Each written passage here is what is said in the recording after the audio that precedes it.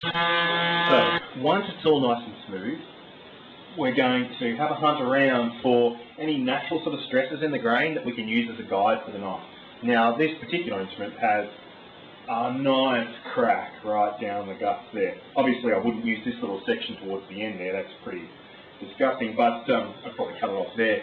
But this crack is a perfect guide.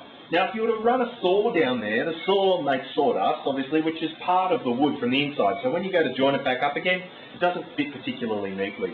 If you use a knife and split it apart rather than saw it apart, you don't remove as much of the timber on the outside, so when it goes back together again, it goes back together really neat.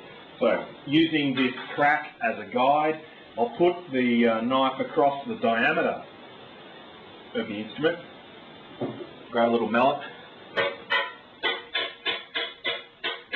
and gradually just tap side to side.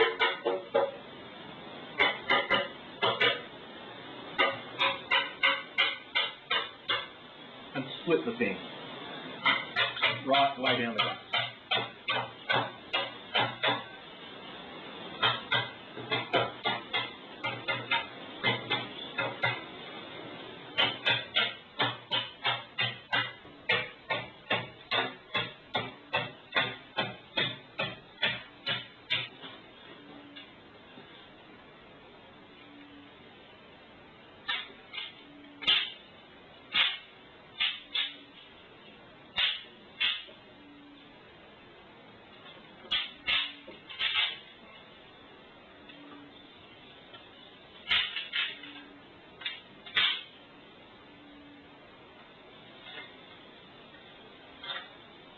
Okay, 2 halves. Inside the middle here, it's sort of like, looks like sort of cigarette filter material. It's quite foamy, and it is relatively easy to dig out if you want to do it just with a chisel or something like that. I prefer to use a thing called a roper chisel, which is quite a scary tool, but perfect for the job.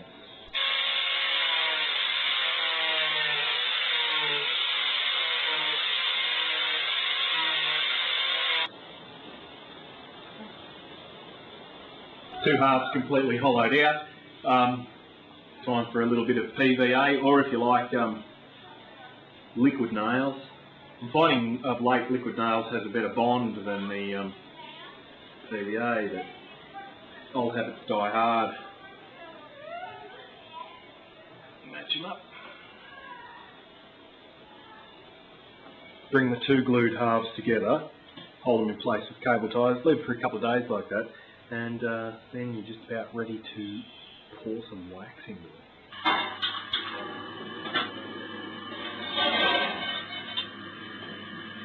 Bit of beeswax.